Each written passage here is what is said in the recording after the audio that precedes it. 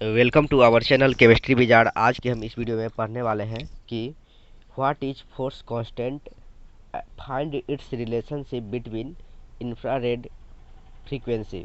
तो यदि आप मेरे चैनल केमिस्ट्री विजार्ड पे नए हैं तो मैं आपको बता दूं कि मैं इस चैनल पे केमिस्ट्री ऑनर्स पार्ट 1, पार्ट 2 और पार्ट 3 के वीडियोज़ को अपलोड करता रहता हूं। सो यदि आप नए हैं तो प्लीज़ चैनल को सब्सक्राइब जरूर कर लीजिए। और हाँ, यदि आप केमिस्ट्री ऑनर्स है आपका और आप LNMU से हैं तो आपके लिए हम क्वेश्चन बैंक भी प्रोवाइड करते हैं। सो आपको यदि चाहिए तो आप हमसे व्हाट्सएप के माध्यम से 65 रुपये पर पेपर के अनुसार आप हमसे प्राप्त कर सकते हैं। बहरहाल अभी हम चलिए, अभी हम लोग सिर्फ ओनली क्वेश्चन पे ध्यान दे रहे हैं। देखिए फोर्स कांस्टेंट होता क्या है। तो देखिए force constant is the restoring force per unit displacement. देखिए फोर्स कांस्टेंट जो होता है ना, वह रीस्टोरिंग फोर्स होता है पर यूनिट डिस्प्लेसमेंट, यानी जितना डिस्प्लेस होता है उतने जितने डिस्प्लेसमेंट में वो फोर्स जो रीस्टोर होता है उसी को हम लोग बोलते हैं force constant. And it is major of the bond strength, larger the value of force constant greater in the bond strength. अब कहता है कि फोर्स कांस्टेंट, तो हम लोग जाने कि force constant is the restoring force per unit displacement. और दूसरा कि यह भी जो है, यह जो है मेजर करता है बॉन्ड स्ट्रेंथ को। यदि बॉन्ड स्ट्रेंथ यदि बॉन्ड स्ट्रेंथ ज़्यादा होगा तो इसका मतलब फोर्स कांस्टेंट का मान भी ज़्यादा होगा। तो देखिए उसी को हम लोग लिख दे रहे हैं यहाँ। तो it is a measure of the bond strength, larger the value of force constant greater in the bond strength. So देखिए ये तो आपको समझ में आ गया कि फोर्स कांस्टेंट क्या है।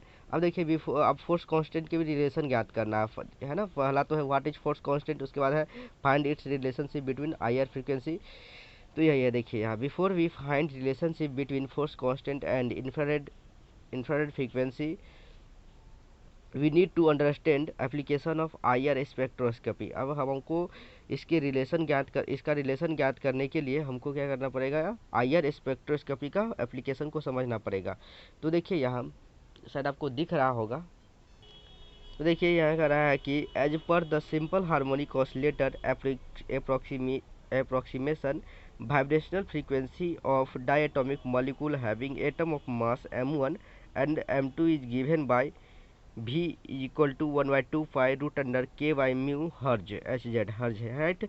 जहाँ k जो है वो फोर्स कांस्टेंट है और इसी का वैल्यू हमको ज्ञात करना है, इसी का मान जो है वो रिलेशन बताना है IR स्पेक्ट्रोस्कोपी से, राइट।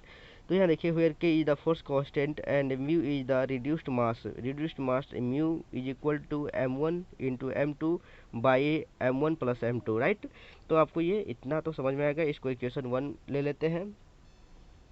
अब देखिए the frequency in the terms of wave number. अब ये तो था हमको वेलोसिटी के फॉर्म में, अब वेव नंबर के फॉर्म में देखेंगे हम लोग।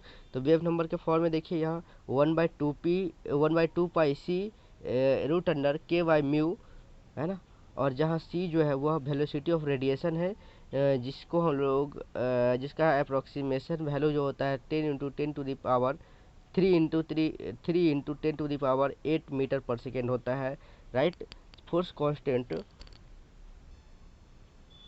Force constant can be calculated by rearranging the equation 1 and 2।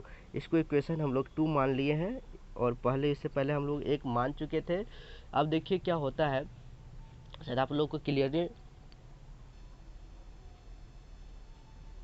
Clearly visible हो रहा होगा। अब देखिए 2 पाई सी को हम लोग ये राइट साइड लेफ्ट साइड ले आए और तो इधर हो जाएगा 2 पाई सी भी is equal to root under k by mu हो जाएगा। इसको इक्वेशन 3 मान लेंगे। अब हम लोग दोनों तरफ स्क्वायर कर देंगे। तो देखिए स्क्वायरिंग बोथ साइड, अब तो इधर k बाई म्यू हो जाएगा और इधर हो जाएगा 2 पाई सी भी का होल स्क्वायर हो जाएगा। इसको इक्वेशन 4 मानते जाएंगे। जैसे जैसे हम लोग टर्म बढ़ा रहे हैं वैसे वैसे इक्वेशन को हम लोग नोट कर रहे हैं। अब देखिए के का मान जो हो जाएगा 2 पाई सी भी का स्क्वायर इंटू म्यू हो जाएगा, इसलिए फोर्स कांस्टेंट बराबर हो जाएगा 4 म्यू पाई स्क्वायर सी स्क्वायर, और ये वी स्क्वायर है, राइट।